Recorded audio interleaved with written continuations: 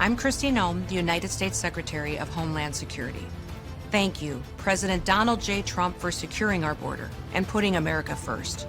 Let me deliver a message from President Trump to the world. If you are considering entering America illegally, don't even think about it. Let me be clear. If you come to our country and you break our laws, we will hunt you down. Criminals are not welcome in the United States. For too long, weak leadership has left our borders wide open, flooding our communities with drugs, human trafficking, and violent criminals. Well, those days are over. Under President Trump, we are defending American families and restoring their safety. If you try to enter illegally, you will be caught, you will be removed, and you will never return. Follow the law, and you'll find opportunity. If you break it, you'll find consequences. Strong borders mean a stronger America. President Trump is making America safe again. That was a direct message from the Department of Homeland Security. But what does it really mean? Mass deportation push, what it means for America. The Trump administration is ramping up its immigration crackdown. ICE detention numbers are rising. Courts are overwhelmed. And now, a new nationwide ad campaign is warning undocumented immigrants to leave or be deported permanently. What does this mean for the U.S. economy, communities, and families? Let's break it down. According to NBC News, the number of detainees in ICE custody has jumped significantly in just 2 weeks. From early February to mid-February, the number of people detained went from 39,238 to 41,169. That's nearly full capacity, pushing ICE facilities to their limits.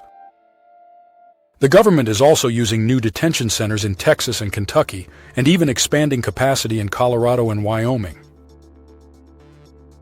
But one of the biggest surprises? A growing number of detainees don't even have criminal records. 41% of new detainees have no criminal conviction or pending charges. In Biden's last year, that number was only 28%. This raises concerns about whether ICE is truly prioritizing the worst first, or simply increasing detentions across the board. So what happens next? A staggering 87% of detainees cannot be deported immediately. They're stuck in legal limbo, facing a court system overwhelmed with a record 3.6 million pending cases. That means many immigrants won't be deported anytime soon. But to free up space, the government is looking at new controversial solutions. The administration has started transferring detainees to Guantanamo Bay, planning to house up to 30,000 people there. So far, 112 detainees have already been relocated. More flights are coming soon.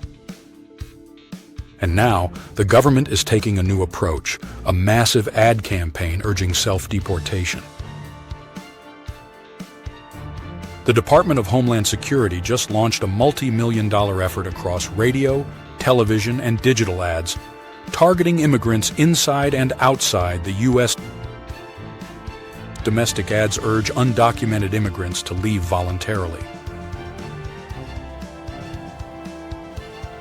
International ads warn potential migrants to stay away.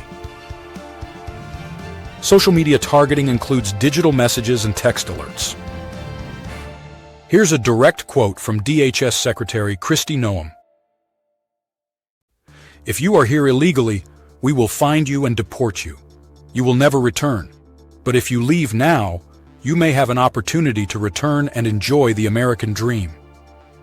This strategy, known as voluntary departure or self-deportation, has been used before but remains highly controversial.